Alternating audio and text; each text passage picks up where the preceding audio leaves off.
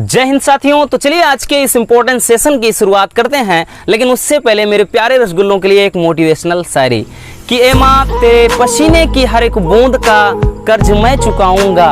ए माँ तेरे पसीने की हर एक बूंद का कर्ज मैं चुकाऊंगा। और तुम सपने बड़े देखना, पूरा करके मैं दिखलाऊंगा।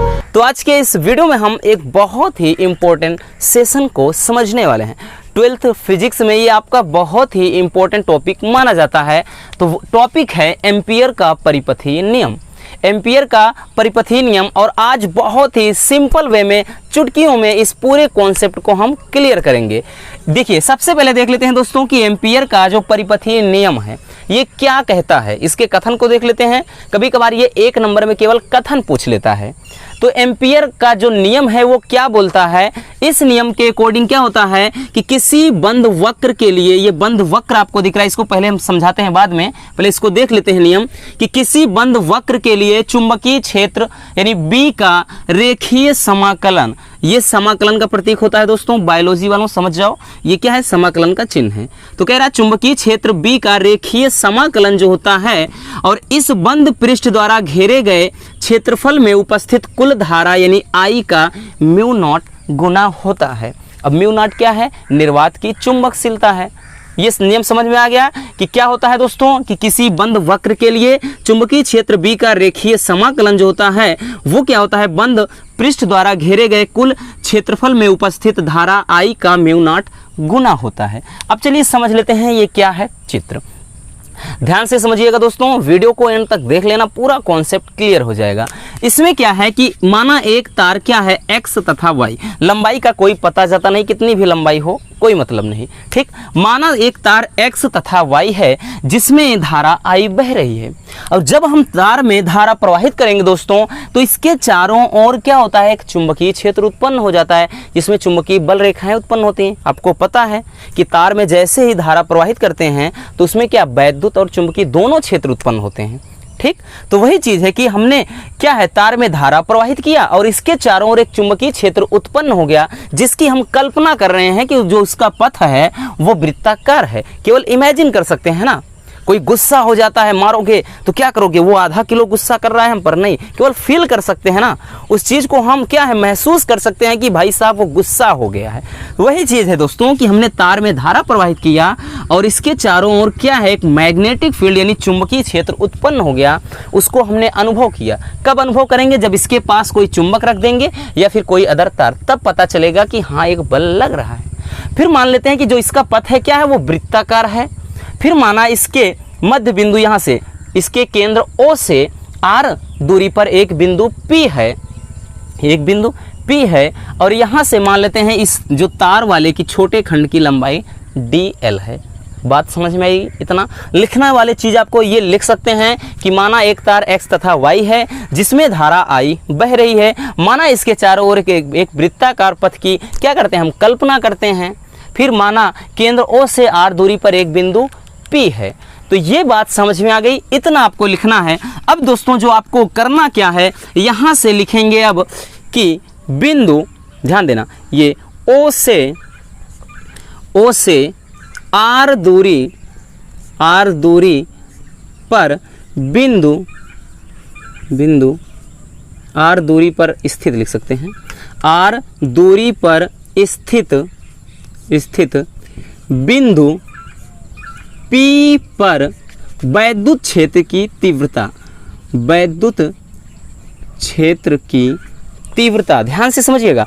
अब इसके लिए हमने एक डेरिवेशन किया, अगर आपने वीडियो नहीं देखा है तो देख लेना, नहीं तो आप सूत्र याद रखिए। वैद्युत क्षेत्र की जो तीव्रता होता है दोस्तों, यानी क्या है, तार से किसी दूरी पर यानी R दूरी पर किसी बिंदु पर क्या है, वैद्युत क्षेत्र की जो तीव्रता होता है वो B बराबर होता है mu naught upon 2 pi I upon R, इस फॉर्म में होता है। या इसी को म्यू नॉट अपान 4 पाई लिखा होता है, 2I अपान R होता है, क्योंकि 2 से 2 काटेंगे तो यही आ जाएगा, ठीक।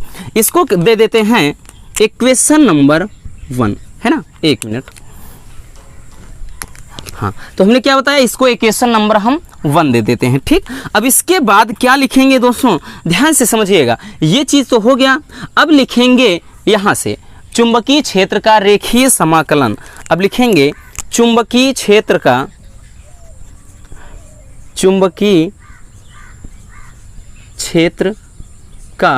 रेखीय समाकलन, ठीक है ना।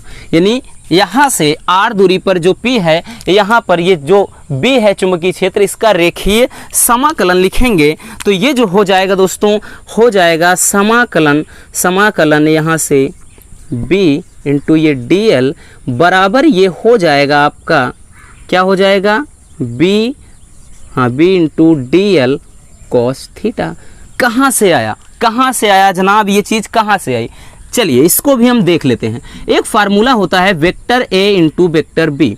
अगर दोस्तों vector a into vector b रहे तब हो जाता है ए बी कॉस थीटा, ठीक है ना। ये फिजिक्स में भी है और मैथ में भी है, आप इसको सूत्र के तौर पर याद कर सकते हैं। वही चीज़ तो लिखा है ना हमने। ये क्या है, अब देखिए समाकलन का जो चिन्ह था तो वो हमने उतार दिया और यहाँ से वेक्टर a इंटू बी के फॉर्म में है तो ए बी कॉस थीटा के रूप में लिख दिया। बात क्लियर, इतना क्लियर हो गया। चलिए अब इसको हम क्या करेंगे दोस्तों, ध्यान से समझिएगा।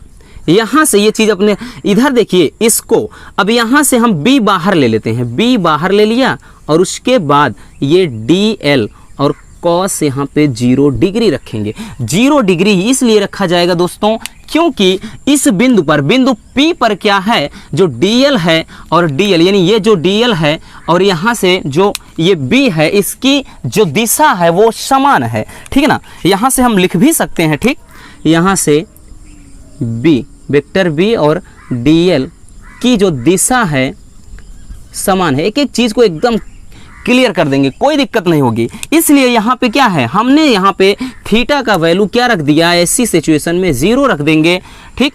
तो यहाँ से क्या हो जाएगा, cos 0 अंश का मान कितना होता है, 1 होता है।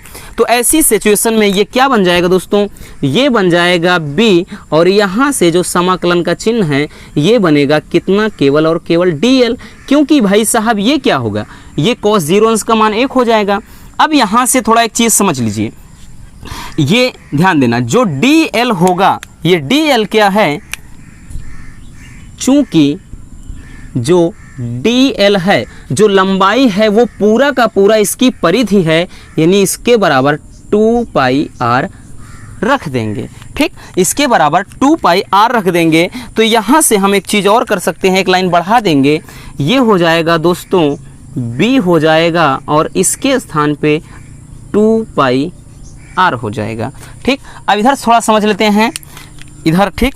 अब यहाँ से देखिए क्या था आपका, इधर समाकलन का चिन्ह था, यहाँ से b और यहाँ से dl बराबर, इधर आपने क्या लिखा, b है। अब देखिए b का वैल्यू क्या करना है, यही वाला जो b का मान है यहाँ पर पुट कर दीजिए, ठीक। ये हो गया दोस्तों μ0/2 पाई और i अपान r हो गया और गुणे में ये क्या था, 2 पाई r था, 2 पाई r कुछ कटा दोस्तों, 2 पाई r से 2 पाई r पूरा का पूरा कट गया, बचा क्या बचा दोस्तों, यहाँ से बच गया, ठीक, वेक्टर b इंटू dl और उसके बाद में यहाँ से बचा μ0 इंटू आई। क्या बचा, μ0 और इंटू आई।